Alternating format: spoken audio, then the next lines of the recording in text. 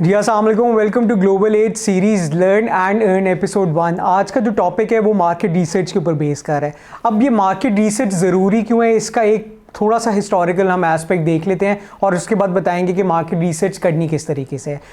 कोई भी ब्रांड, कोई भी प्रोडक्ट, कोई भी सर्विस आप अगर मार्केट में लॉन्च करना चाहते हैं और अगर उसके पीछे प्रॉपर मार्केट रिसर्च नहीं है तो अनफॉर्चुनेटली आप एक ऐसा जुआ खेल रहे हैं कि जिसके एंड का आपको बिल्कुल भी आपको कोई आइडिया नहीं। ये मैं बात क्यों कर रहा हूँ, उसकी रीज़न ये है कि फॉर एग्जांपल आपने एक ऐसी प्रोडक्ट सर्विस मार्केट में लॉन्च की है जिसके automatically there are lot of competitors, there customers are satisfied with them, और आपने उसी की बेस के ऊपर कोई प्रोडक्ट और सर्विस निकाली है तो वो मार्केट में नहीं सक्सेसफुली एग्जीक्यूट हो सकेगी।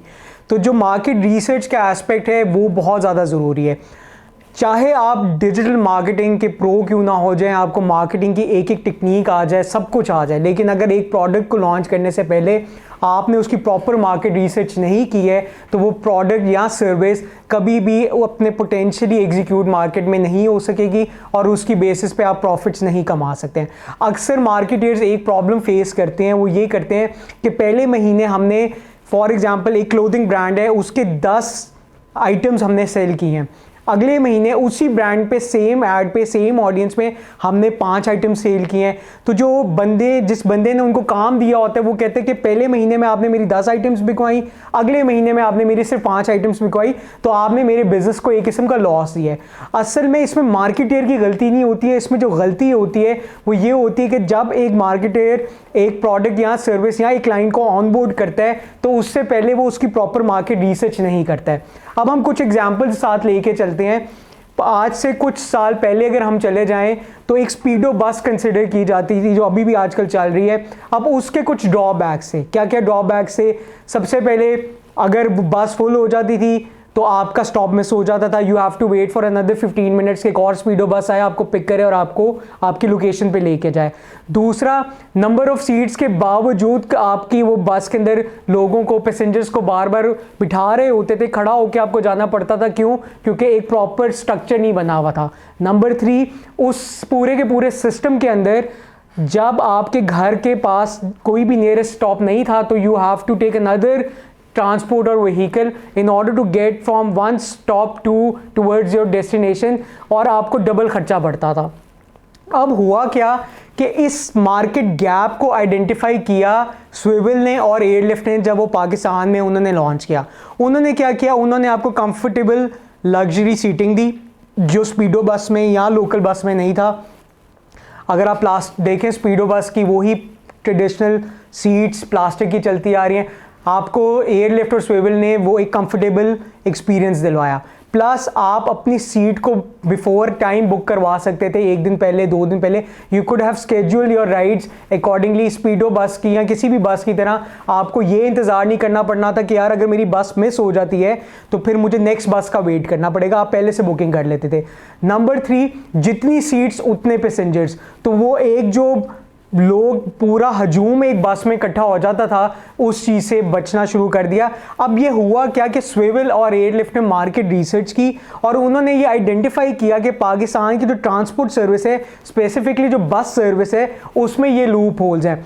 प्लस स्पीडो और एयरलिफ्ट और स्विवल ने क्या किया कि आपके घर के नियरेस्ट स्टॉप उन्होंने अवेल किए कि ताकि आपका ज़्यादा से ज़्यादा डिस्टेंस भी जो हो वो 1 किलोमीटर से ज़्यादा ना हो।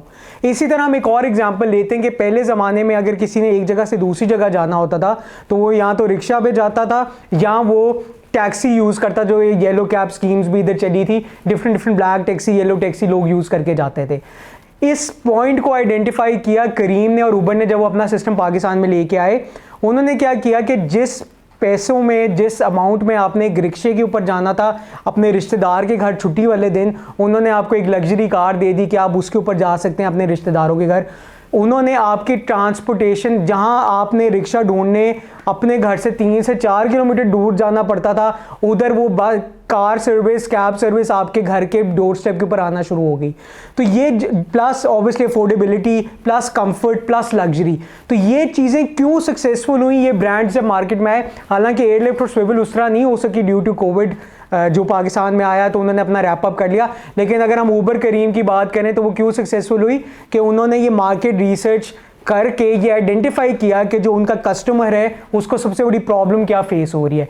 अब इसी को देख के एक नया ब्रांड मार्केट के अंदर आया जिन्होंने उबर और करीम को टक्कर दी। अब इनड्राइव एक नई out of the box strategy लेके आया। हालांकि उनका सिर्फ एक ऑब्जेक्टिव था, उन्होंने कहा कि आप अपनी मर्जी से किराया चार्ज करें। देखें, अब उबर करीम मार्केट लीडर्स हैं, उबर करीम ने एक मार्केट में मोनोपोली बनाई हुई है। अब उसको चैलेंज करने जब इनड्राइव आया तो वो क्या लेके आया कि उन्होंने कहा कि उबर करीम का कस्टमर, क्यों उबर करीम के कस्टमर्स उनसे इतने ज़्यादा नाराज़ हैं, या वो उनको लगता है कि वो कंपनी या वो सर्विस उनका एक फ़ायदा उठाती है पीक आवर्स में। फॉर एग्जाम्पल ऑफिस जाने का जो टाइम होता है 7 to 9 या वापसी का जो टाइम होता है शाम 6 बजे से 9 बजे। तो उन्होंने क्या किया कि उन्होंने ये चीज़ आइडेंटिफाई की कि क्यों ना हम अपने कस्टमर्स को खुद ऑप्शन दें कि जितना किराया पे कर सकते हैं वो करें और उस किराए की बेस पे उनको हम सर्विस प्रोवाइड कर सकें। तो इनड्राइव ने मार्केट में सक्सेसफुल पेनिट्रेशन की सिर्फ एक पॉइंट पे कि भाई आप अपनी मर्जी से चार्ज करें, आप अपनी मर्जी से पे करें जितना किराया आपने पे करना है। क्यों? क्योंकि उबर और करीम जब उनका पीक फैक्टर लगता था तो वो जो 500 रुपये की राइड होती थी वो 1500 पे चली जाती थी। तो इसी तरह अगर इनड्राइव ने ये मार्केट रिसर्च ना की होती तो वो एक ऐसी कंपेटिटिव एक ऐसी मार्केट में एंटर हो जाता जिसमें ऑलरेडी दो बड़े प्लेयर्स थे, उबर और Careem, obviously naming them as Uber and Careem.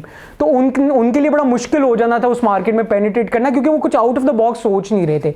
तो ये जो जितनी मैंने आपको एग्जांपल्स दी हैं, इसी तरह दराज की अगर हम एक एग्जांपल लें कि दराज का सबसे बड़ा कस्टमर 10 में से एक कस्टमर कहता है कि जो चीज़ मैं दराज पे ऑर्डर करता हूँ वो चीज़ डिलीवर नहीं होती है।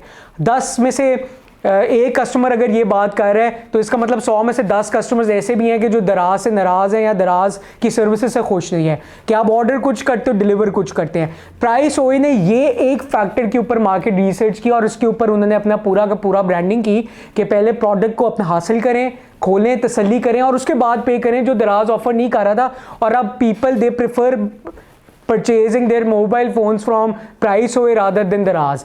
तो ये फ़ायदा होता है मार्केट रिसर्च करने का। आप जितने बड़ी मर्जी बड़े मार्केटियर बन जाएं, अनलेस और अनटिल अगर आपके पास प्रॉपर मार्केट रिसर्च की बैकग्राउंड नहीं है तो आप नहीं कर सकते हैं। अब इससे आप अर्न किस तरह कर सकते हैं उसकी हम एक बात कर लेते हैं। देखें, एक बंदा है जिसने 90 लाख की गाड़ी खरीदनी है पार्क व्हील से, या 1 करोड़ रुपए की गाड़ी खरीदनी है पार्क व्हील से। तो पार्क व्हील उसको ऑप्शन देती है कि आप एक 4.5-5 हज़ार की इंस्पेक्शन करा लें कि क्या वो गाड़ी ठीक है, क्या उसके अंदर कोई प्रॉब्लम तो नहीं है। पूरी एक आपके पास इंस्पेक्शन रिपोर्ट आ जाती है। तो जिसने 90 लाख रुपए की गाड़ी खरीदनी है या 1 करोड़ रुपए की गाड़ी खरीदनी है, क्या वो 4.5-5 हज़ार की इन्वेस्टमेंट नहीं कर सकते चेक करने के लिए कि क्या उसको जो गाड़ी मिल रही है दैट इज मैकेनिकली फिट। तो इसी तरह मार्केट रिसर्च से आप पैसा कमा सकते हैं कि जिस भी ऑर्गेनाइजेशन या जिस भी नया मैन्युफैक्चरर हो, कोई सर्विस मैन्युफैक्चरिंग में हो, जो भी बंदा अपना नया प्रोडक्ट या सर्विस लॉन्च करने जा रहा है और उसके अंदर उसकी हेवी इन्वेस्टमेंट लग रही है, तो you can save him from getting flopped right during his startup stage by giving him an insight over market research कि ये हमने मार्केट रिसर्च किए। अगर आप इस एंगल से मार्केट में जाएंगे, इस स्ट्रैटेजी से मार्केट में जाएंगे, इस प्रोडक्ट में यूनिकनेस जो आपकी है उसको कैश इन करेंगे, तो इस तरीके से आप सक्सेसफुली अपनी मार्केट के अंदर प्रोडक्ट को लॉन्च कर सकते हैं और सर्विस को लॉन्च कर सकते हैं और आप प्रॉफिट भी कमा सकते हैं। तो ये एक मैंने आपको छोटी सी एग्जाम्पल दी कि किस तरीके से you can earn from market research alone. जो कंपनीज आजकल पाकिस्तान की स्टार्टअप्स फेल होने का भी सबसे बड़ा पॉइंट ये है कि पाकिस्तान के अंदर प्रॉपर तरीके से मार्केट रिसर्च नहीं की जा रही है। Thank you very much.